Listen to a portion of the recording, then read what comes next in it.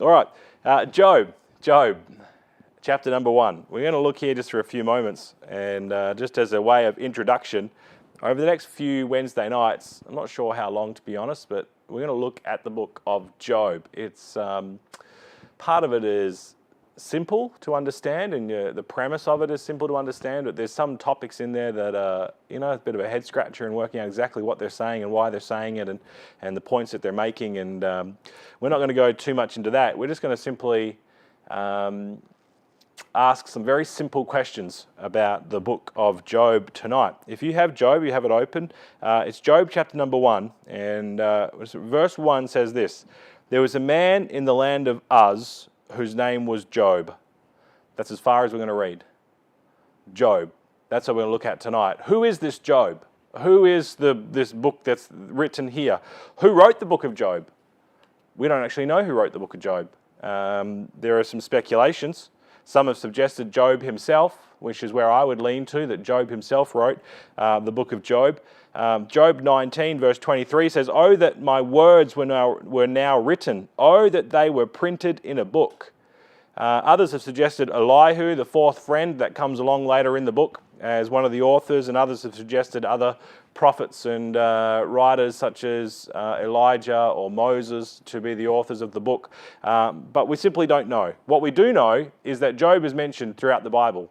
He is mentioned in Solomon. He's not mentioned by Solomon, but Solomon references the book of Solomon, and we're going to look at that later on in this series, and how Solomon was influenced by the discussions that took place by Job and his three friends, and his fourth that appears there as well. So Solomon makes mention, is inspired by the book of Job. Ezekiel mentions Job as a righteous man. In Ezekiel 14 verse 14 it says that though these three men, Noah, Daniel and Job, were in it in the land of Israel, they should deliver but their own souls by their righteousness, saith the Lord. So Noah is referred to right as the greats of Noah, Daniel, Job are all put together. So Ezekiel puts Job right up there. Paul quotes the book of Job a couple of times. He quotes in Romans chapter 11, he quotes from the book of Job. In 1 Corinthians chapter 3, he quotes from the book of Job when he says in verse 19, "For the wisdom of this world is foolishness with God, for it is written,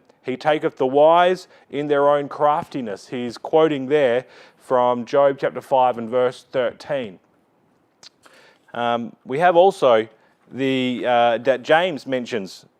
James mentions, he's the only one who actually mentions Job in the New Testament by name, where in chapter 5 verse 11 he says, "Behold, we count them happy which endure. Ye have heard of the patience of Job, and have seen the end of the Lord, that the Lord is very pitiful and tender of mercy."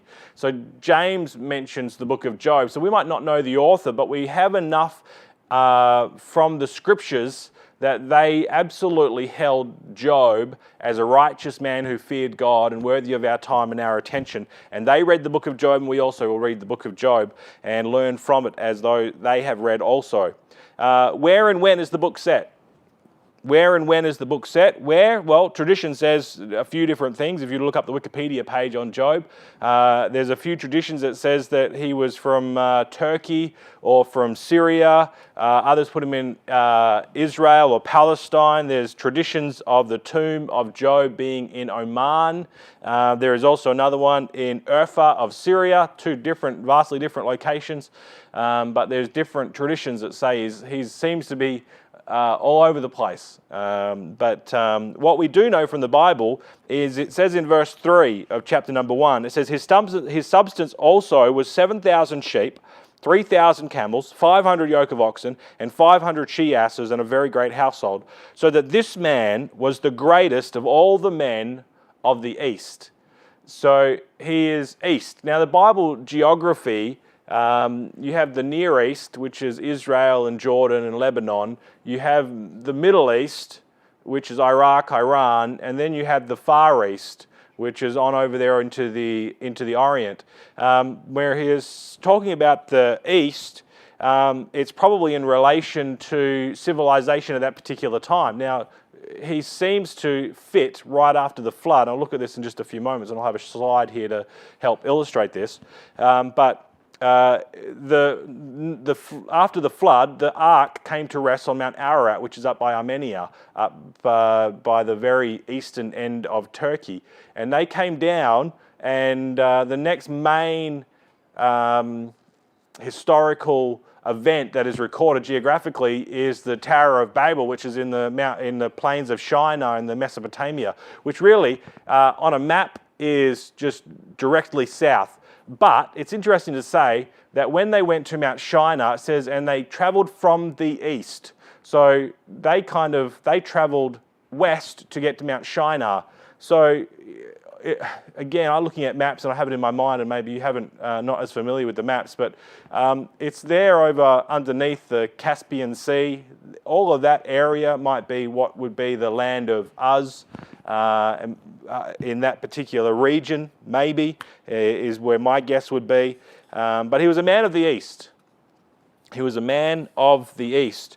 Now, something else for our attention is when did this take place? When did the book of Job take place? Some say that the book of Job, and I lean this way as well, is one of the oldest books recorded in the Bible. Genesis records earlier, but Genesis is part of the Pentateuch. It's part of what the books of Moses. Moses wrote the first 5 books of the Bible, of Genesis, Exodus, Leviticus, Numbers, and Deuteronomy.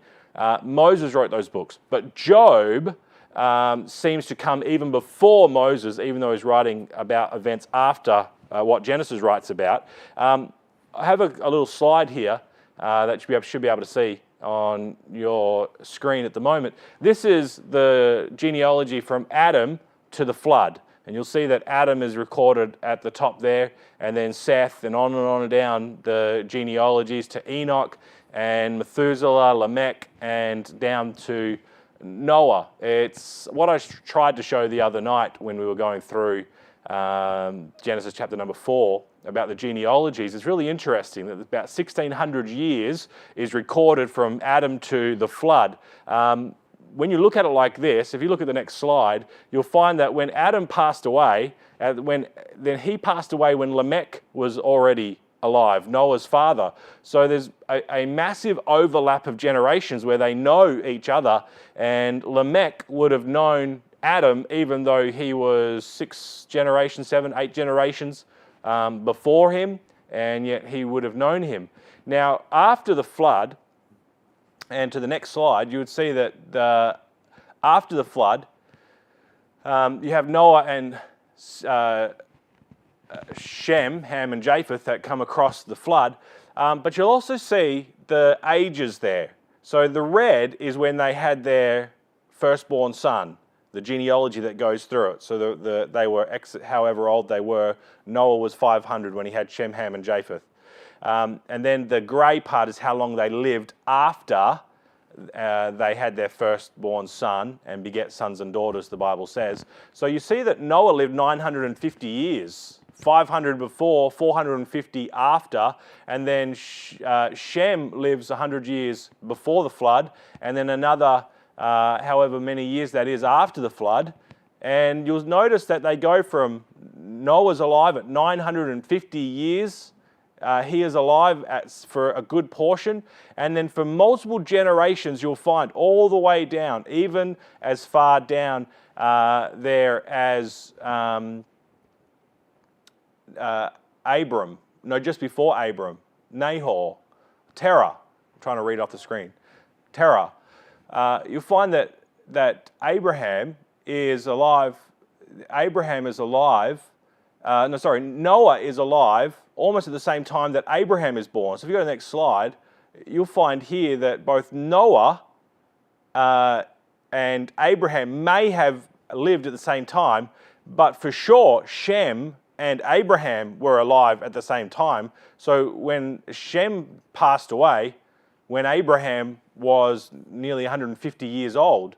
So the transfer of information is not lost. There are first-hand accounts all the way to Abraham about the flood, even though that was multiple generations before that. And all of those generations, you'll look there that the years that they lived got shorter and shorter.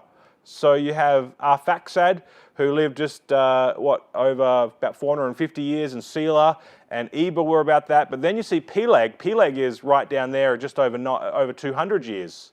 And the same with his sons, 200, 250. In Peleg's day, the Bible says that the world was divided. Now, there's two views on that, or there's probably more than that. There's two main views. One is a global Pangea, of a geographical splitting of the earth being divided that way. Others say it's a division of the languages, and the Tower of Babel would have fit in Peleg's day. Either way, you'll see that their ages come down and down and down, all the way down to Terah and Abram, who was 175.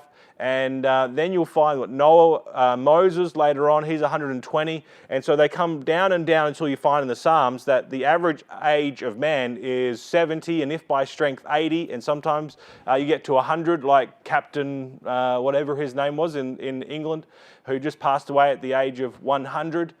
They're big ages for us today. But you'll see after the flood, those ages and the ages of man come down. But there is a period after the flood of a few hundred years where there again you find multiple generations that are alive at the same time. So we put Lot in this particular area. Now, if you go to the next slide, Job would fall maybe in this, and either that scale might be larger and it might move to the left and right. That's not an accurate scale, but roughly there. Now, if Job lived at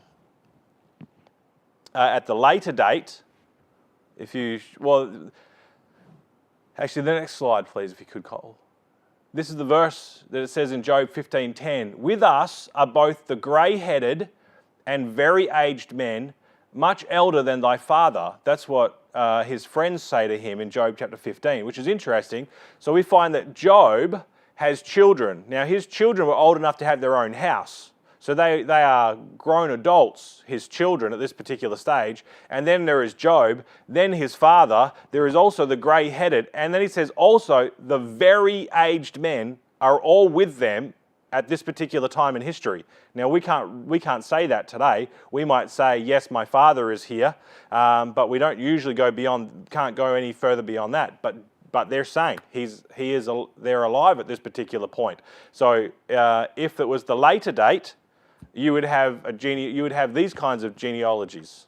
If you go to the next slide, Cole, you could have the very aged still living, even though some of the middle generations had passed away. The very aged, from the closest to the flood, were still alive at that particular time. And these things are important to learn because they talk about wisdom. And Elihu makes mention of this later in the book, that he talks about the wisdom of the aged, the wisdom of grey hairs, that aged men are not always wise, and they're dealing with wisdom, and the way that they would deal with wisdom is to say, well, these people are very old, therefore they must have wisdom, which is a truth that wisdom does come from older people, but it's not always the truth, which is kind of the summary of the book of Job, is that though, yes, things can be true, that oftentimes they're not always true. And we'll deal with that same premise a few times throughout this book. If they were at the younger generation, if it was a few hundred years before that particular time, if you do the next slide, if you could, Cole, you'd find that all of those generations would still be in existence. So they're talking at a time where multiple generations are there, and they're talking about wisdom and how wisdom is transported and passed down from the very aged and the things that they learn about life, and it's passed to the next generation. And that's part of the discussions that they have. So this is why Job would fit in this particular area, because of those multiple generations that are mentioned by Job. In fact, one of the very last verses of the book of Job is verse 16 of Job 42. And it says this: after this lived Job 140 years, and saw his sons and his sons' sons, even 4 generations. So if he lived 140 years after the great trial of his faith that he had, then he's probably with aged children who are old enough to have their own house and to be self-sufficient, as his sons were.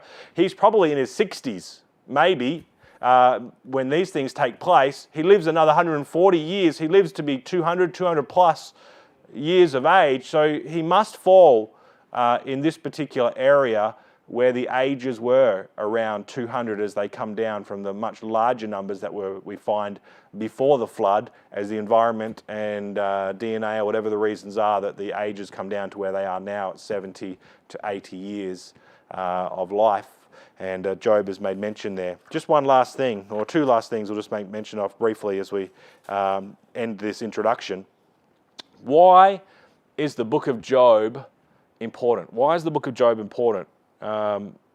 It lays the foundation for the books of wisdom that follow it, particularly Psalms, Proverbs, and Ecclesiastes. You'll find what they say, what the discussions that they have in their round table discussion of the friends has great influence on the Psalms, particularly on Solomon as he writes about the Proverbs and where wisdom comes from. And this book of Job has always been linked in with the wisdom books of the poetry books. So Job, Psalms, Proverbs, Ecclesiastes, Song of Solomon is also one of the poetry books, but they're the books of wisdom, and Job fits within the books of wisdom as they try and discuss the purposes of life. And what is the big idea that they're discussing? Well, the things that they're discussing are still relevant for us today. These questions are the questions that they're dealing with and they're posing are still what people are asking today. Why does bad things happen to good people? That's what they're trying to work out. They're trying to say to Job, why? Well, bad things have happened to you because you must have transgressed against the Almighty, and He has found cause with you. And Job is saying, no, but I'm a righteous man. I'm innocent. I haven't done anything guilty. And so they're debating as to, bad things must only happen to bad people, and good things would only happen to good people. And those people today, those thoughts still exist with us today. People think like that. But the truth of the matter is that sometimes bad things happen to good people. And good things also, you find in the book of Job, good things also happen to bad people. And how do you weigh these things up? How is this fair? Which leads into another all-prevailing question that they wrestle with is, if God is good, why does He allow evil? Which is, how many times have you heard that same question posed to you? If there is a good God, why is there so much evil and suffering in this world? Well, they're the very things that Job and his three friends are wrestling with. How do we reconcile a good God with the suffering saint? And these are the matters that are addressed, and I would say that they are absolutely relevant for us today. And ultimately, what they are wrestling with is this: is God just? Is He just? Is He right to cause great hurt to Job even though he is innocent, and we are told that he is innocent? How does this affect the justice of God? Is He still just and equitable and fair in doing these things and allowing these things if God really has allowed Job to suffer? These are the big ideas that they're dealing with in the book of Job, and we're going to wrestle with them as well over the next period of time on a Wednesday night as we wrestle with it as well. Is God just? Is He fair to allow the evil and the suffering that occurs? And we can fill a list of different scenarios where we might say that God is not fair for allowing certain things. And we fully understand how Job and his three friends could argue these points and debate them, because they're hard to wrestle with from our human perspective. But we're going to delve in and jump into this and have a look at the book of Job in the next few weeks. May I encourage you to do this? May I encourage you to read the book of Job? Be familiar with it as best as you can. You say, oh, reading is hard for me. Find a Bible app and download the Bible app. Rhiannon just introduced me to a new app that I downloaded just last week for this very purpose, to listen to the book of Job by audio while I'm driving around. It's YouVersion. On the Android, it's YouVersion.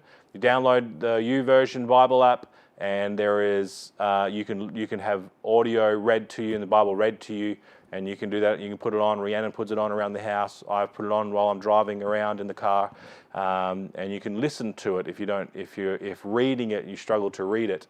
No doubt there is also apps that are available in the App Store as well that can read audio to you as well. So I encourage you to familiarize, read it, listen to it, be familiar with the book of Job, and we'll come and study this over the next few Wednesday nights. God bless you. If you have some time to pray, remember the prayer requests and commit them to the Lord.